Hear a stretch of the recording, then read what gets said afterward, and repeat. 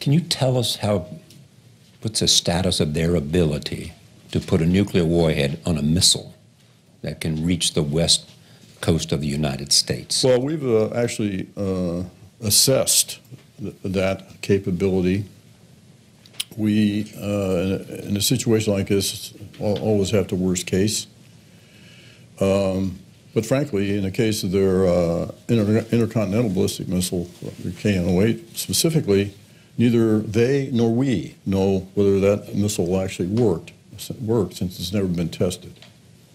But nevertheless, we ascribe to them the capability to launch a missile that would have a weapon on it that potentially could reach parts of the United States, certainly including Alaska and Hawaii. What's the time frame? Time frame for what? For them being able to do that. Well, we've assessed this for years. They can do it. That they could do it. I mean, we can't. Again, that's a worst case scenario. I would say again, right. Neither they nor we know whether their missile systems will work, but we have to make the worst case assumption here. Okay. What if it worked? What are our options? Sanctions, sabotage, or just they actually launch the missile? No, we know they have that capability. We're assured. So it's not just a worst-case scenario, but it's a scenario that's possible and likely. Mm-hmm. What are our options? What's our strategy? Well, that's a policy call. I know. I don't do policy. I know. But you have opinions. I'm just down in the engine room shoveling coal.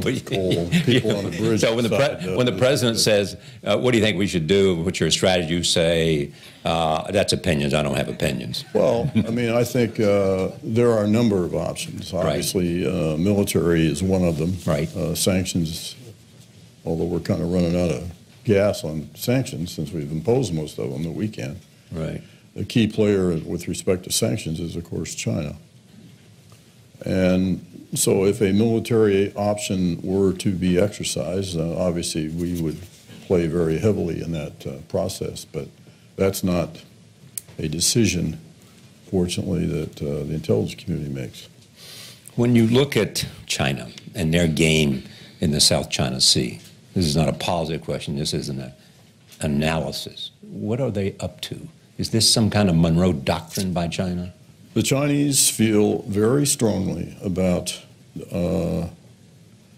their rectitude, about their exorbitant claims in the South China Sea, that all the maritime area contained within the so-called nine-dash line. The tribunal decision aside, notwithstanding, they are very committed to their claims in the South China Sea. I was there recently, and it certainly was reaffirmed to me by the Chinese interlocutors that I engaged with. When you go there, you see their head of intelligence, or who do you see? Well, the primary figure that I engage with is Secretary Meng, who is the Politburo member, who is the overseer for their intelligence and security organizations. One thing the CIA does clearly, and therefore you, is make analysis of leadership in respective countries and their ambitions and their profiles. Mm-hmm. Lots of reports in newspapers about the continued authoritative kind of moves by Xi Jinping.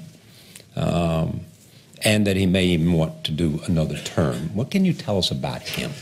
Well, what interests you about him? Yeah, that's always a hardy perennial for intelligence, is plans and intentions of leaders. And we do the best we can, oftentimes have to do it inferentially by behavior that they exhibit, because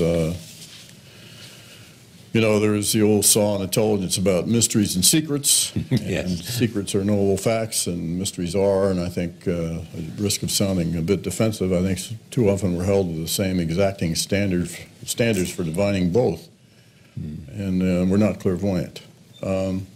Nevertheless, I would offer that President Xi is, you know, the thing that impels leadership in China is first and foremost, I believe, is domestic stability. Right.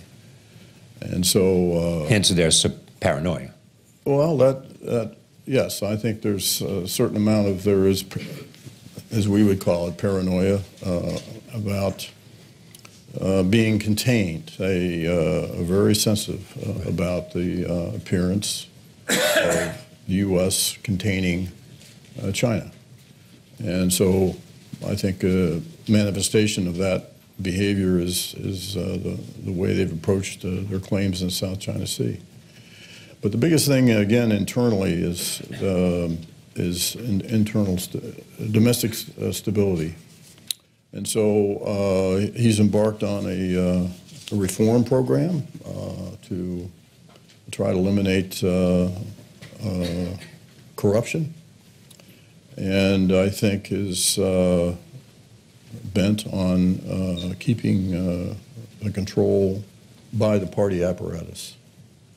As well, which I find both disturbing and also impressive, is an extensive military modernization program that the Chinese have mounted across many fronts. And including a huge naval investment to extend their power around the world. And also in the space arena. Right. They have,